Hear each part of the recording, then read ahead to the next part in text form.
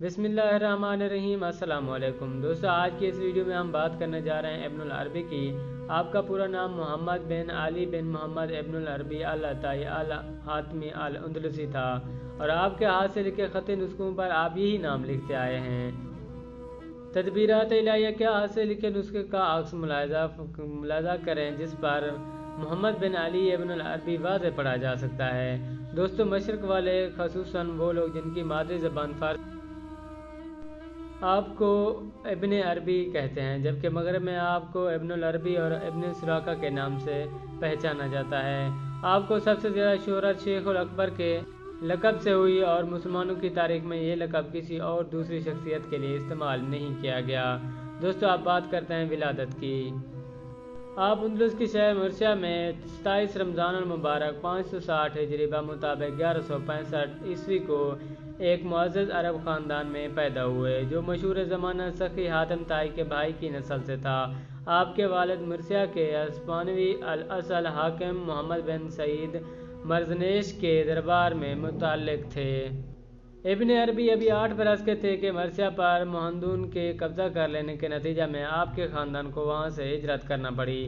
چونکہ اشبیلیہ پہلے سے ہی مہندون کے ہاتھ میں تھا، اس لیے آپ کے والد نے لشبونہ حالیہ پرتگال کی طرف ہجرت کی۔ البتہ جلد ہی اشبیلیہ کے امیر ابو یعقوب یوسف کے دربار میں آپ کو ایک معزز عہدہ کی پیشکش ہوئی، اور آپ اپنے خاندان سمیت اشبیلیہ منتقل ہو گئے، جہاں پر ابن عربی نے اپنی جوانی کا زمانہ گزارا۔ اب بات کرتے ہیں ابتدائی تعلیم کی۔ دوستو، ابتدائی تعلیم کے مراحل آپ مرسیا اور لشبونہ میں طے کر چکے تھے۔ اشبیلیہ میں آپ کو اپنے وقت کے نامور عالموں کے قدموں میں بیٹھنے کی سعادت ملی۔ مروجہ دینی اور دنیاوی تعلیم کے اصول کے ساتھ ساتھ آپ کا بہت سا وقت صوفیہ کی خدمت میں گزرتا تھا۔ تصوف کا سلسلہ آپ کے خاندان میں قائم تھا۔ اسی طرح آپ کے ماموں ابو مسلم الخولانی، جو ساری رات عبادت میں گزارتے تھے، اور جب ان کی ٹانگیں تھک جاتی تھی تو انہیں جھڑیوں سے مارتے تھے اور کہتے تھے کہ تمہیں مارنا بہتر ہے اپنی سواری کے جانور کو مارنے سے، اور کہا کرتے تھے کہ کیا رسول اللہ صلی اللہ علیہ وسلم کے صحابہ سمجھتے ہیں کہ حضور صرف ان کے ہیں؟ اللہ کی قسم، ہم ان پر اس طرح ہجوم کر کے آپ کی طرف بڑھیں گے کہ انہیں پتہ چل جائے گا کہ انہوں نے اپنے پیچھے مردوں کو چھوڑا ہے جو آپ کے مستحق ہیں۔ ابن عربی اپنے بارے میں لکھتے ہیں کہ میں نے اس چیز کا مشاہدہ اپنے زمانہ جاہلیت میں کیا تھا۔ اپنے بارے میں لکھتے ہیں کہ میرا دخول اس طریقہ میں 580 ہجری میں ہوا، جبکہ آپ کی عمر 20 برس کی تھی۔ اس بارے میں بیان کیا جاتا ہے کہ آپ اشبیلیہ کے کسی امیر کبیر کی دعوت میں مدعو تھے، جہاں پر آپ کی طرح کے دوسرے رؤساء کے بیٹوں کو بلایا گیا تھا۔ کھانے کے بعد جب جام گردش کرنے لگا اور سراہی آپ تک پہنچی اور آپ نے جام کو ہاتھ میں پکڑا تو غیب سے آواز آئی، اے محمد، کیا تم کو اسی لیے پیدا کیا گیا تھا؟ آپ نے جام کو ہاتھ سے رکھ دیا اور پریشانی کے عالم میں دعوت سے باہر نکل گئے۔ گیٹ پر آپ نے وزیر کے چرواہے کو دیکھا، جس کا لباس مٹی سے اٹا ہوا تھا۔ آپ اس کے ساتھ ہولی اور شہر سے باہر اپنے کپڑوں کا اس کے کپڑوں سے تبادلہ کیا۔ کئی گھنٹوں تک ویرانی میں گھومنے کے بعد آپ ایک قبرستان پہنچے جو نہر کے کنارے واقع تھا۔ آپ نے وہاں پر ڈیرا لگانے کا فیصلہ کیا اور ایک ٹوٹی ہوئی قبر میں جا اترے۔ دن اور رات ذکر الہی میں مصروف ہو گئے اور سوائے نماز کی ادائیگی کے وقت کے اس میں سے نہ نکلتے تھے۔ 4 روز کے بعد آپ باہر نکلے تو علوم کا ایک دریا لے کر لوٹے۔ آپ نے اس کے بعد اپنے شیخ کے زیر نگرانی ایک 9 ماہ کا چلہ کاٹا۔ ابن سعود کو روایت کرتے ہیں، میری خلوت فجر کے وقت شروع ہوئی اور فتح یعنی اسرار کا کھلنا طلوع الشمس سے قبل وقوع میں آئی۔ فتح کے بعد مجھ پر ابدار کی حالت وارد ہوئی اور اس کے علاوہ دوسرے مقامات ترتیب وار آئے۔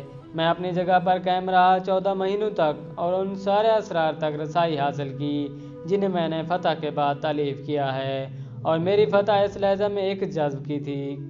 یہاں پر ابن عربی جس مقام ابدار کا ذکر کرتے ہیں، ان کی تشریح آپ نے دوسری جگہ پر ان الفاظ میں فرمائی ہے، ابدار کوان عالم میں اپنی تجلی کی مثال کے لیے اپنے حکم سے نصب کیا ہے، پس وہ خلیفہ الہی ہے جو عالم میں اللہ کے اسماء اور احکام اور رحمت اور قہر اور انتقام اور عفو کے ذریعہ ظاہر ہوتا ہے، جیسے سورج ظاہر ہوتا ہے چاند میں، اور جب وہ پورے کو روشن کر دیتا ہے تو اس کو بدر یعنی پورا چاند کہتے ہیں۔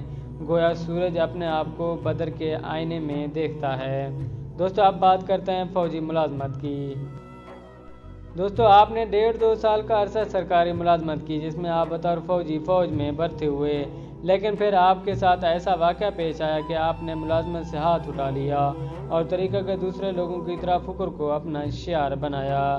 دوستو اب بات کرتے ہیں سفر تیونس کی۔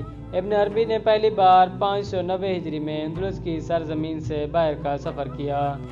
آپ نے تیونس کے سفر میں ابو القاسم کی کتاب خلاء النعلین کا درس لیا۔ بعد میں آپ نے اس کتاب کی شرح پر ایک مستقل رسالہ تصنیف کیا۔ اسی سفر کے دوران میں آپ کی ملاقات ابو محمد عبدالعزیز بن ابو بکر القریشی المادوی کے ساتھ ہوئی، جن کی فرمائش پر آپ نے اندلس کے صوفیاء کے تذکروں پر مشتمل ایک کتاب روح القدس لکھی۔ اس کتاب میں 55 صوفیاء کا تعارف کرایا گیا جس کے ساتھ آپ کا رابطہ رہا یا جن کے ساتھ آپ کا شاگردی کا رشتہ تھا۔ غالباً اسی سفر کے دوران میں آپ کو ابو محمد عبداللہ بن خمیس الکنانی کی خدمت میں حاضر ہونے کا شرف حاصل ہوا، جو پیشہ کے اعتبار میں جراح یعنی کہ سرجن تھے اور جن کا تذکرہ آپ نے اپنی کتاب روح القدس اور دورہ الفاخرہ میں کیا۔ ان کی صحبت میں آپ 1 سال سے کچھ کم عرصہ رہے تھے۔ واپسی کے راستہ میں عبد الکلفاظ سے ملاقات کے لیے جزیرہ طریف میں رکے۔ وہاں پر ان کے درمیان میں ایک دلچسپ بحث چل نکلی۔ سوال یہ تھا کہ شاکر غنی اور صابر فقیر میں سے کون افضل ہے؟ ابن عربی نے اپنے لیے فکر کا ہی راستہ اختیار کیا تھا، چنانچہ فرماتے ہیں، میں کسی حیوان کا ہرگز مالک نہیں ہوں اور نہ ہی اس کپڑا کا جس کو میں پہنتا ہوں، کیونکہ وہ بھی میں معین شخص جو مجھے اس میں تصرف کا اذن دے بطور رعایت لے کر پہنتا ہوں، اور اس زمانہ میں جس میں کسی چیز کا مالک ہوتا ہوں اسی وقت یا بذریعہ ہبا کے یا بذریعہ آزاد کرنے کے، اگر وہ چیز قابل آزاد کرنے کے ہو تو خارج ہو جاتا ہوں۔ یہ حال مجھے اس وقت حاصل ہوا جب میں نے خدا تعالیٰ کے لیے عبودیت کا اختصاص تحقق کا ارادہ کیا تھا، تو اس وقت مجھے کہا گیا تھا تیرے لیے یہ بات درست نہیں ہو سکتی حتیٰ کہ تجھ پر کسی کی حجت قائم نہ ہو۔ میں نے کہا کہ اگر اللہ تعالیٰ چاہے تو اس کی بھی حجت مجھ پر نہ ہو، تو مجھے کہا گیا یہ بات تمہارے لیے کس طرح درست ہو سکتی ہے کہ خدا تعالیٰ کی حجت تم پر قائم نہ ہو؟ میں نے کہا کہ دلائل اور حجت منکروں پر قائم کیے جاتے ہیں، نہ کہ اللہ تعالیٰ کی توحید کا اقرار کرنے والوں پر۔ دلائل اور براہین دعاوی اصحاب حظوظ نفس مال و متاع والوں پر قائم کیے جاتے ہیں، اور جو کہے کہ میرا کوئی حق نہیں ہے اور نہ اموال و متاع دنیا میں کوئی حظ و حصہ ہے، اس پر حجت اور دلائل قائم نہیں کیے جاتے۔ تیونس سے آپ اشبیلیہ واپس لوٹے۔ اس کے بعد آپ نے فاس یعنی مراکش کی طرف کا سفر کیا۔ 593 ہجری میں ابن عربی پھر ایک بار فاس میں تھے، جہاں پر ایک کشف میں آپ کا روحانی درجہ دکھایا گیا۔ آپ بیان کرتے ہیں کہ مسجد الزور میں جو عین الجبل کے پہلو میں واقع ہے، آپ نے عصر کی نماز کے دوران میں ایک نور کو دیکھا جو ہر طرف کی چیزوں کو منور کر رہا تھا جو آپ کے سامنے تھی، جبکہ آپ یہ تمیز بالکل کھو بیٹھے تھے کہ آگے کیا ہے اور پیچھے کیا، اور آپ کشف میں جو تمہیں فرق نہ کر سکتے تھے بلکہ ایک گلوب کی طرح تھے، اور جو تم کو صرف ایک مفروضے کے طور پر نہ کہ حقیقی رنگ میں تصور کر سکتے تھے۔ اس قسم کا تجربہ آپ کو پہلے بھی ہو چکا تھا، مگر اس کی کیفیت ایسی تھی کہ آپ کو صرف سامنے کی چیز دکھائی دیتی تھی، جبکہ اس کشف نے ہر طرف کی چیزوں کو ظاہر و باہر کر دیا تھا۔ 593 ہجری میں فاس کے مقام پر آپ پر خاتم الانبیاء کی حقیقت کھولی گئی۔ دوستو آپ کے والد صاحب کی وفات غالباً 591 ہجری کے لگ بھگ ہوئی تھی۔ آپ پر گھر بار کی ذمہ داری آن پڑی تھی، چنانچہ جب سے آپ کے خاندان نے آبائی وطن مرثیہ کو چھوڑا تھا، آپ پہلی بار وہاں پر لوٹ کر گئے، جس کا مقصد وہاں کی جائیدادوں کو ٹھکانے لگانا ہو سکتا ہے۔ البتہ راستے میں آپ نے مریا کے مقام پر، جہاں پر ابن عریف نے صوفیوں کے لیے تربیتی ادارہ قائم کر رکھا تھا، اپنی کتاب مواقع النجوم صرف 11 روز کے اندر تصنیف کی۔ 595 ہجری کی بات ہے جس سال مرثیہ کے مقام پر آپ کے دل میں اللہ کی طرف سے یہ بات ڈالی گئی کہ میرے بندوں کو اس کرم کے بارے میں بتاؤ جو میں نے تم پر کیا ہے۔ دوستو اب بات کرتے ہیں آپ کی بہنوں کی شادی کی۔ آپ کی 2 بہنیں تھیں جن کی ذمہ داری آپ کے سر پر تھی۔ آپ نے اشبیلیہ سے فاس کی طرف سفر کیا اور فاس میں ہی اپنی دونوں بہنوں کی شادی کر دی اور اس ذمہ داری سے فارغ ہو گئے۔ 597 ہجری کے ماہ رمضان میں ابن عربی اپنے ساتھی محمد الاسار کی صحبت میں بجایا میں داخل ہوئے۔ بجایا سے آپ 598 ہجری کو تیونس پہنچے، جہاں پر آپ اپنے دوست المادوی کے ہاں ٹھہرے۔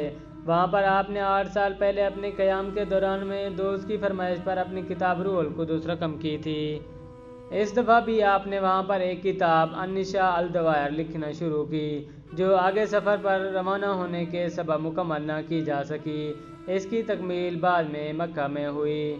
تیونس سے آپ اپنے ساتھی محمد الاسار سمیت مصر پہنچے، جو وہاں پر وفات پا گئے۔ آپ کی منزل مکہ تھی، جہاں پر آپ القدس یعنی یروشلم سے ہوتے ہوئے وارد ہوئے۔ مکہ آپ کے نزدیک عالم الغیب اور عالم الشہود کا مقام اتصال ہے، اور یہیں پر آپ نے اپنی کتاب فتوحات مکیہ کی تصنیف کی بنیاد 599 ہجری میں رکھی، جس کی تکمیل 627 ہجری میں جا کر ہوئی، بلکہ خیال کیا جاتا ہے کہ اس کے بعد بھی 635 ہجری تک اس میں اضافہ کیا جاتا رہا، جب ابن عربی نے اس کی دوسری نوشت اپنے ہاتھ سے تیار کی۔ دوستو، واضح رہے لفظ فتح کے عربی زبان میں کئی معنی ہیں۔ اردو میں عام طور پر اس لفظ سے جیت مراد لیا جاتا ہے، جبکہ عربی میں فتح کے معنی کھولنے اور راز افشاں کرنے کے بھی ہیں۔ فتوحات مکیہ، جس کا پورا عنوان فتوحات مکیہ فی العرفۃ الاسرار المکیہ والملکیہ ہے، سے مراد مکہ کو فتح کرنا نہیں ہے، بلکہ مکہ کے سربستہ رازوں پر سے پردہ اٹھانا ہے اور اس کے روحانی خزائن تک رسائی حاصل کرنا ہے۔ مکہ میں قیام۔ دوستو، مکہ میں ابن عربی کا پہلا قیام 2 برس کا تھا، جس کے دوران میں وہاں کے علمی اور مذہبی حلقوں میں آپ کی وجہ سے غیر معمولی ہلچل پیدا ہوئی۔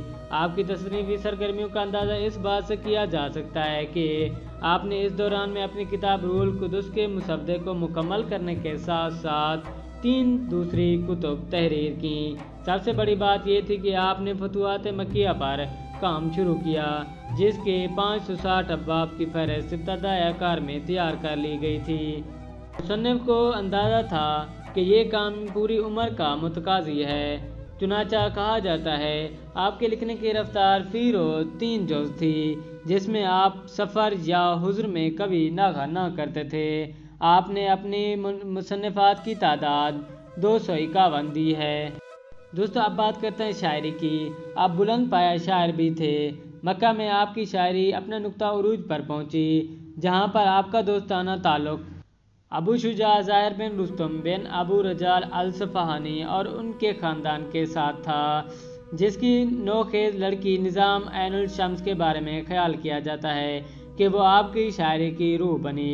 خود آپ نے اپنے دیوان ترجمان الاشواق میں نظام کا ذکر تعریفی رنگ میں کیا ہے، مگر بعد میں آپ پر مخالفوں نے آشکانہ شاعری کرنے کا الزام لگایا، تو آپ نے اس کو رد کرنے کے لیے اس دیوان کی شرح یعنی ذخائر العلائق لکھی، جس میں ثابت کیا کہ آپ کے اشعار تصوف کے مروجہ طریق سے ذرہ بھر ہٹ کر نہیں ہیں۔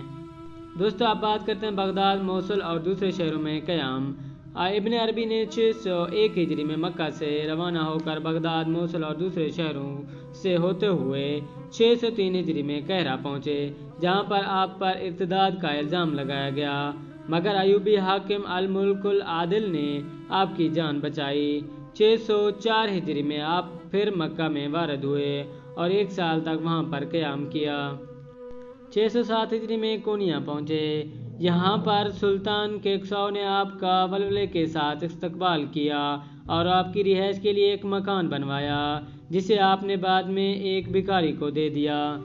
کونیا میں آپ کی آمد مشرقی تصوف میں ایک انقلاب کا پیش خیمہ بنی، جس کا وسیلہ آپ کے شاگرد اور ستیلے بیٹے صدر الدین کونوی بنے، جن کی ماں سے آپ کی شادی ہوئی۔ صدر الدین کونوی، جو آگے چل کر تصوف کے علم میں شمار ہوئے، مولانا جلال الدین رومی کے قریبی ساتھیوں میں سے تھے۔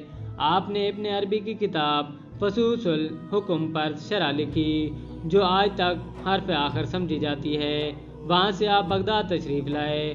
وہاں پر یا جیسے دوسری روایت میں آتا ہے، مکہ میں آپ کی ملاقات शेख शहाबुद्दीन उमर बिन मोहम्मद अल सोहरावर्दी से हुई।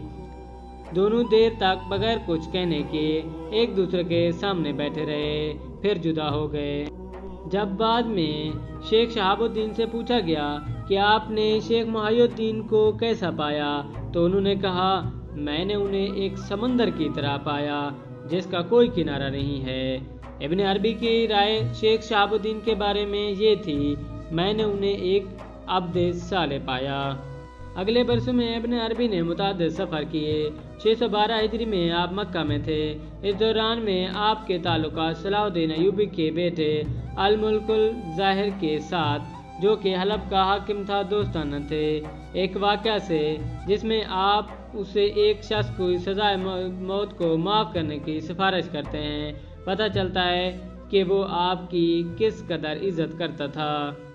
दोस्तों, आपके बारे में मशहूर है कि आपने अपनी ज़िंदगी में मुस्तकबिल की कुछ पेशन गोइयाँ की थी जो आज बिल्कुल सच साबित हो रही हैं। ड्रामा अर्तुगरुल गाजी में आपको दिखाया गया है कि आप किस तरह अर्तुगरुल गाजी की मदद करते रहे और रूहानी मुआवनत करते रहे। दोस्तों, दिखाया गया है कि आप किस तरह मुसलसल सफ़र में रहते थे और मुश्किलात का सामना करते रहते थे, लेकिन अल्लाह ताला के ज़िक्र में कमी नहीं लाते थे और किस तरह ज़िक्र में मशगूल रहते थे। दोस्तों, अब बात करते हैं वफ़ात की। 620 हिजरी में आपने दमिश्क को अपना वतन बनाया, जहाँ के हाकिम अल मुल्कुल आदिल ने आपको वहाँ पर आकर रहने की दावत दी थी। वहाँ पर आपने 28 रजबुल आखिर 638 हिजरी बमुताबिक 1240 को वफ़ात पाई और जबल कासून के पहलू में दफन किए गए। दुआ है अल्लाह ताला उनके दरजात बुलंद फरमाए और उनके वसीला से हम पर रहम फरमाए और हमें अपने नेक बंदू में और बरगुज़ीदा बंदू में शामिल फरमाए। आमीन सुम्मा आमीन। दोस्तों, वीडियो अच्छी लगी हो तो लाइक और कमेंट ज़रूर कर दीजिए। मिलते हैं नई वीडियो के साथ, तब तक के लिए अल्लाह हाफ़िज़।